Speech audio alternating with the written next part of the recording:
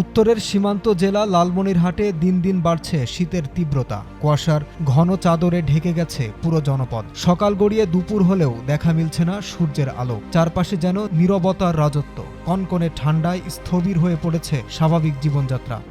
এই যে আমরা বুড়ে বাড়া মানুষ কি অবস্থায় আছি, এই ঠান্ডাতে এত প্রচণ্ড ঠান্ডা, এই ঠান্ডায় আর 4-5 দিন থেকে কি অবস্থা।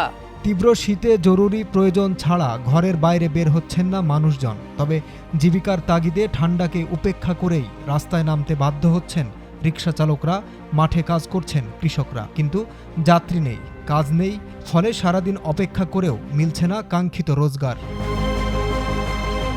ঘন কুয়াশায় ঢেকে গেছে মহাসড়কগুলোও। দৃষ্টিসীমা নেমে আসায় দুর্ঘটনা এড়াতে দিনের বেলাতেও হেডলাইট জ্বালিয়ে চলাচল করছে যানবাহন। এরই মধ্যে জেলার বিভিন্ন স্থানে সড়ক দুর্ঘটনার খবর পাওয়া গেছে। বড় কোনো প্রাণহানি না হলেও আহত হয়েছেন বেশ কয়েকজন।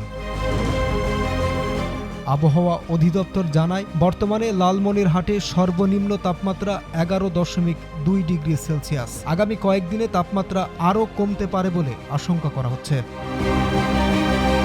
হাড় কাঁপানো সেই শীতে ছিন্নমূল ও অসহায় মানুষ শীতবস্ত্রের অভাবে মানবতর জীবনযাপন করছেন। স্থানীয়দের অভিযোগ, এখন পর্যন্ত জেলা প্রশাসনের পক্ষ থেকে পর্যাপ্ত শীতবস্ত্র বিতরণ করা হয়নি। প্রকৃতির এই রুদ্ররূপে বিপর্যস্ত লালমনিরহাটের সাধারণ মানুষ এখন তাকিয়ে আছেন সরকারি ও বেসরকারি সহায়তার দিকে।